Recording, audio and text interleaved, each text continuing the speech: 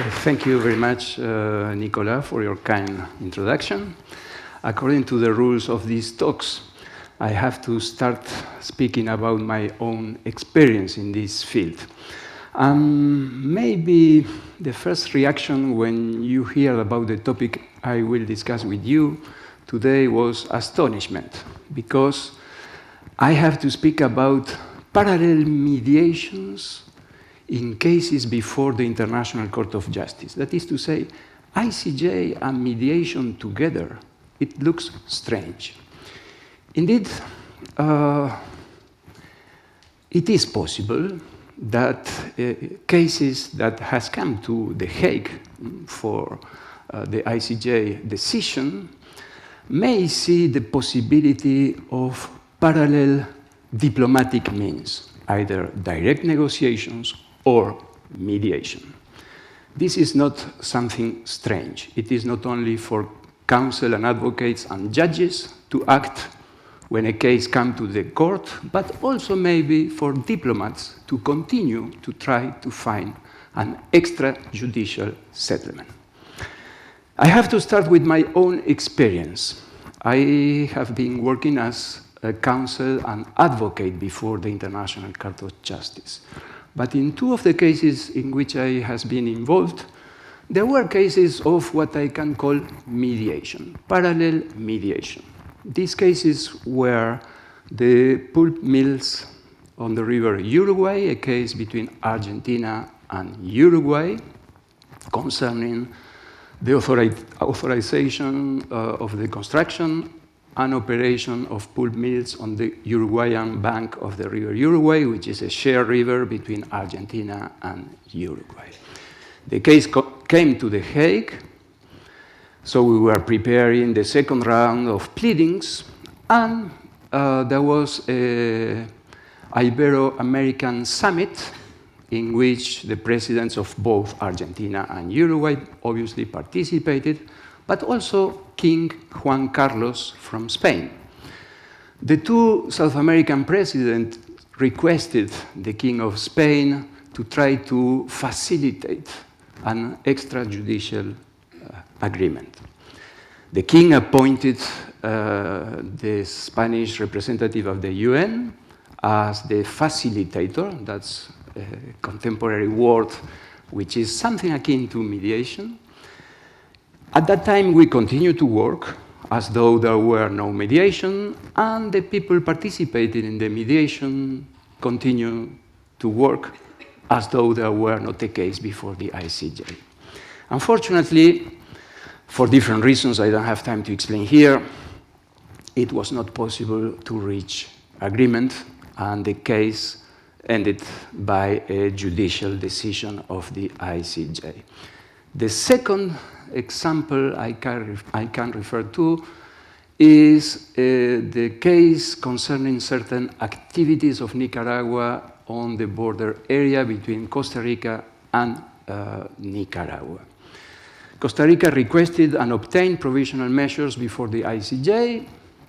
Then there was a case for the implementation of these provisional measures, and the most efficient way to implement these measures would have been through the navigation of the San Juan River, whose waters are Nicaraguan, but Costa Rica possesses navigational rights. The question was how to find a way to implement the provisional measures in the most effective way without prejudice of the positions of both parties with regard to the Costa Rican navigational rights. So I took the liberty, with the authorization of the country for which I have been working, Costa Rica, to contact the leading counsel of Nicaragua and to propose him to work together in order to find a way to achieve the idea of an effective implementation of the provisional measures without prejudice of the position of the parties. So we worked very hard. It was not easy. We came to the parties with a proposal. Both parties requested some clarifications or some amendments. We continued to work. We submitted a second proposal. which was accepted by the parties. The parties unilaterally even informed the court that they will be implementing the provisional measures in such a way. Unfortunately, again, when the time came for the implementation of the provisional measures, for different reasons I can't explain, the case is still pending, it was not possible to implement this. Maybe you will think, well, the two examples mentioned by Professor Kohen are examples of failure, because in both cases mediation did not achieve the expected outcome. Nevertheless, I think this experience is useful because it demonstrates that it is possible to try to find solutions using every kind of means, even though when a case comes to the International Court of Justice.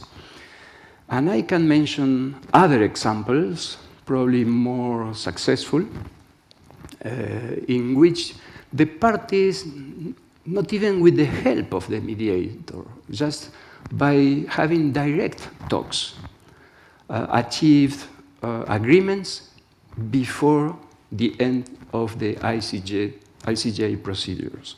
So this is a very interesting example. And I can also say that mediation often plays a very important role when it is the time for the implementing of the final judgment of the ICJ. And our moderator knows this very, very well. And I will mention the mediation by the UN Secretary General in order to implement the ICJ judgment of 2002 in the case concerning Cameroon versus Nigeria with regard to the Bakassi Peninsula. The UN mediation was successful. The judgment of the ICJ was implemented. It was not very easy to implement, but it was implemented thanks to the mediation of the UN Secretary General. And this is a very important point for the future, because one should not underestimate the importance of the Secretary General when he can act in the position of mediator, because the UN Secretary General has behind him the other organs of the United Nations. And if the mediation does not advance in an expected way, then the political organs of the UN may act. So this is a very, very important example. And there are other examples in which conciliation and arbitration acted together. I don't have time to explain them, but even if the public is willing to discuss the matter, we can do it.